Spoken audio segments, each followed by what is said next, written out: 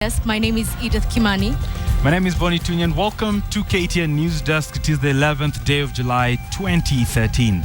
Well, in Nyeri, there's a new shelter which has been created for people who are experiencing domestic violence, but it's targeted specifically for men. We have details of this coming your way.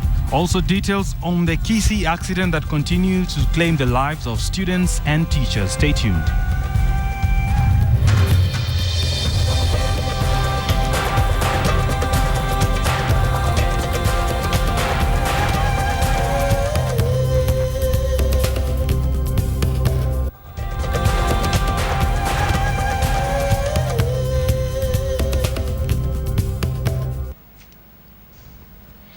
Welcome to the program. 5 students were among students and teachers involved in a road accident yesterday night in Kisii County along Itumbe-Igare Road will be airlifted to the Kenyatta International Hospital for specialized treatment.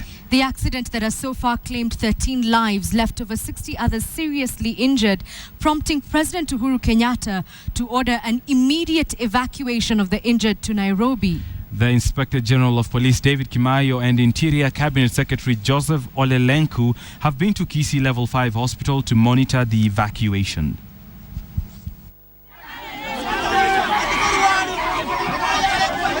A dark cloud hung over Kisii County following the death of students and teachers last night following a grisly road accident. So far, 14 people, among them 9 students, 4 teachers and the driver have been confirmed dead. Several others sustained serious injuries. A school bus that was ferrying secondary school students and teachers from Marani Division for annual ball games at Nyamacha Green Stadium never made it to the destination. Around 7 p.m. along Itumbe-Igare Road, the driver is said to have lost control of the vehicle. It then veered off the road and rolled several times. The driver, 3 students and a female teacher died on the spot.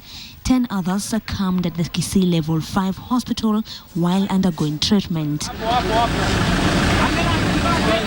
Eyewitnesses say the driver was speeding at a corner when he lost control of the vehicle. Witnesses say the spot where the accident happened is a black spot. They said the road, which was recently tarmacked, has not yet been marked. 5 of the victims who were critically injured are currently being airlifted to the Kenyatta National Hospital for specialized treatment after a directive by the president. The High Court has postponed the Makueni by-election by 4 days from the 22nd of July to the 26th of this month to allow Kessi Kilonzo's suit to be heard and determined. Making the ruling, High Court Judge Justice Isaac Lenaola referred the case to the Chief Justice to constitute a 3-judge bench to hear the case. Lenaola disqualified himself from the case. Nonetheless, the judge has allowed the Electoral Commission to continue with electoral preparations with a commitment that if Kessi overturns her nullifications, the Commission will include her name in the ballot. IEBC contested Kessi's plea to stop election preparation, saying that it will escalate the cost of the by-election by almost double. In the suit filed yesterday, Kessi questioned the validity of IEBC's tribunal, saying it is an interested party and should therefore not have sat in the judgment on itself. Kessi claims that the tribunal is part and parcel of the IEBC and sat as a judge over the Commission's collective actions.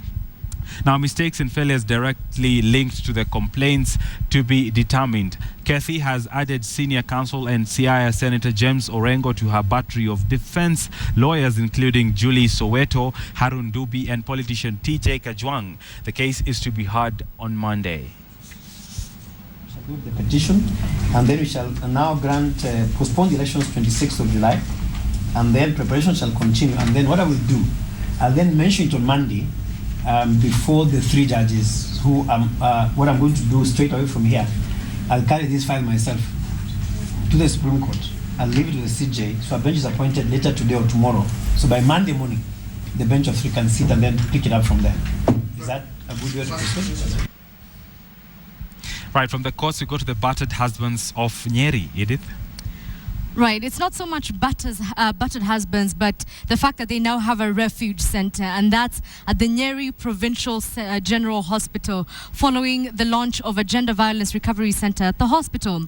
It has emerged that many men who are victims of domestic violence do not seek help when they need to, and therefore continue to suffer in silence emotionally and, of course, physically.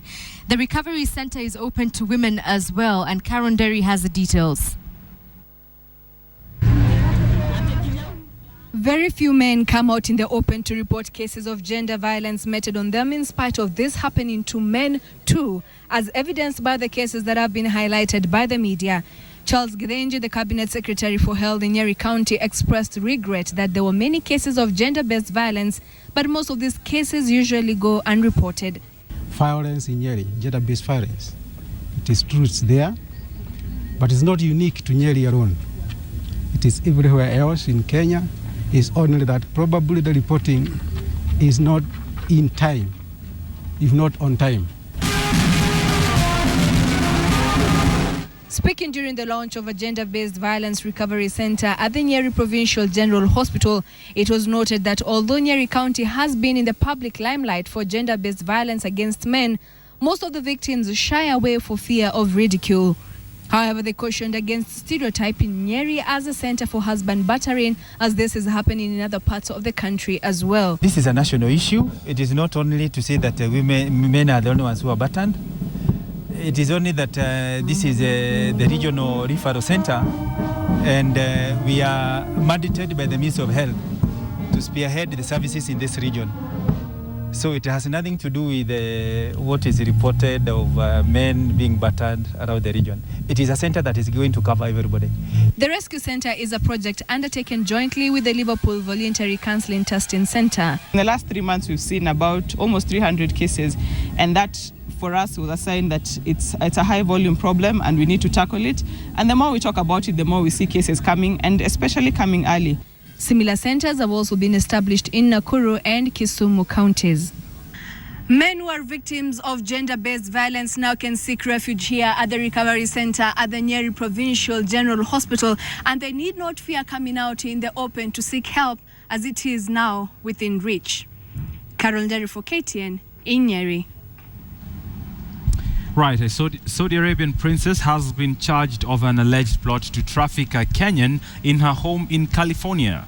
Michelle Al-Aban, who is 42, married to a member of the ruling Al Saud family of Saudi Arabia, was arrested on Wednesday and charged for holding a servant hostage against her will. The 30-year-old Kenyan was hired through an agency in Kenya, and that was in March 2012.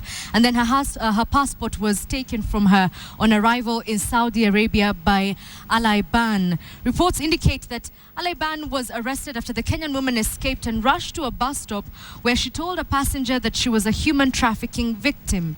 The passenger helped her contact the police and stormed Al-Aban's home, where they found 4 other servants from Philippines allegedly in similar conditions. The Saudi Arabian princess faces human trafficking charges and is up to 12 years in prison. Now, bail has been set at $5 million, equivalent of just about 430 million Kenyan shillings. Saudi Arabian consulate in Los Angeles has, however, indicated that they will pay the bail as investigations into each of the victims' circumstances continue on. All 5 women are said to be in good health, and no indications of physical abuse were found, and they're currently being assisted to find housing and shelter. Right, 430 million in 430 bail. million Kenyan shillings in bail. That could do a lot to a small county in Kenya. Well, it's a Saud family. I don't think it's going to dent their account. Right, now, as the poaching menace continues to bite, yet another elephant has been killed in Voi near the Tsavo National Park. The 45-year-old male elephant was found dead near a lodge and is believed to have been poisoned. Early this year, at least 12 elephants were killed in the country's worst poaching incident. Investigations are still ongoing, with the poachers yet to be arrested. The management of local lodges in Voi alerted KWS officials when they found the dead elephant lying in their premises. The elephant had been shot by a poisoned arrow on its leg. Robert O'Brien from the KWS says the poachers have become smart and are now using poisoned arrows to kill the elephants. This is now becoming frequent, and it's becoming a terrible thing for us, because this is something we cannot predict. This is something we don't know how it happens, and we don't even know where these elephants are getting these arrows from. With no sound of bullets, KWS officials say it is becoming hard to monitor who are killing the elephants. O'Brien says these cases have now become rampant, with rangers treating arrow wounds every week. This is not being done by anybody from outside, it's being done by the local communities. Elephants are getting poisoned outside the protected areas, and eventually they come in here and they die. At least 3 elephants have so far been killed by poisoned arrows, and KWS is now appealing to area residents to cooperate with them to stop the growing trend of elephant killings at the national park. Najma Ismail, KTN. Even for those who couldn't care less about elephants, to hear of a 45-year-old elephant poisoned, that's got to break anyone's heart. Elsewhere, residents of Kieni constituency in Nyeri County have raised concern over the rising insecurity in the area. Now, this follows a recent attack of 2 security guards of Muyongo Secondary School by armed gangsters who made away with expensive office equipment. Area Member of Parliament Kanini Kega said there was need for a police post to be constructed in the area because the nearest police station is at Muiga, which is about 18 kilometers away. The school principal said this was not the first time the school was attacked, and the suspects were known to members of the public who were too afraid to speak out.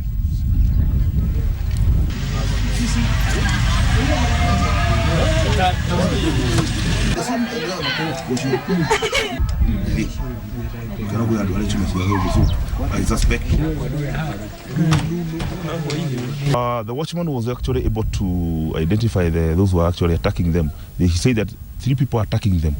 But I'm very sure as the 3 were attacking them here, there were other people now doing the other things in the office. Because between the time when the community responded and when these people left, there must have been people doing other things while others were dealing with the watchmen.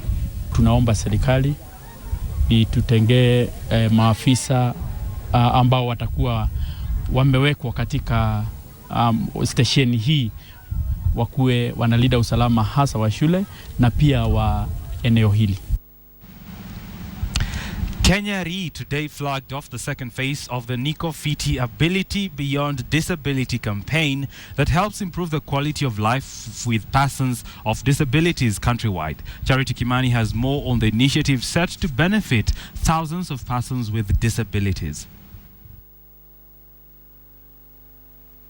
According to the National Survey for Persons with Disabilities, about 4.6% of Kenyans experience some form of disability.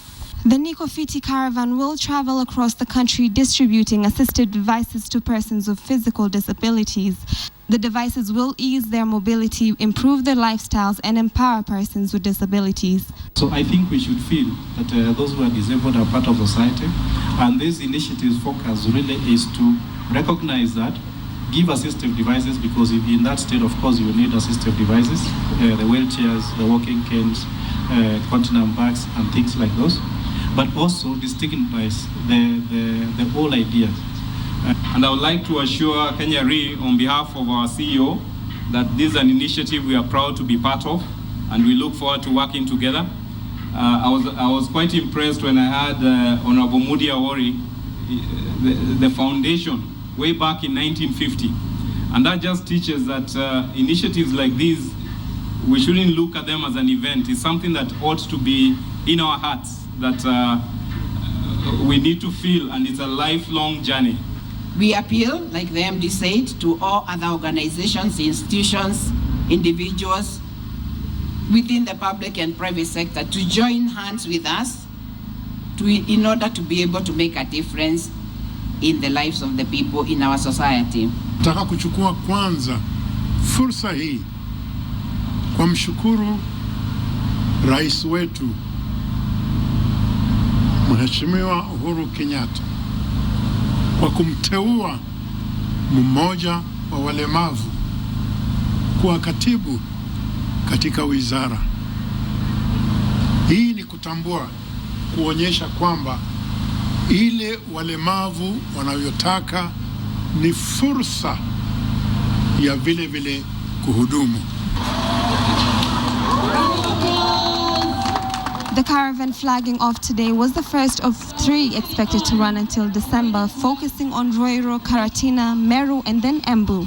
The chairman of Kenya Re, Nelius Karaoke, appeared for support for persons living with disabilities. All right, we take a short commercial break, and when we come back, we'll tell you why people in Nyeri this afternoon will be throwing punches. Also, last night was a great night of winners for people in the insurance industry. Stay tuned.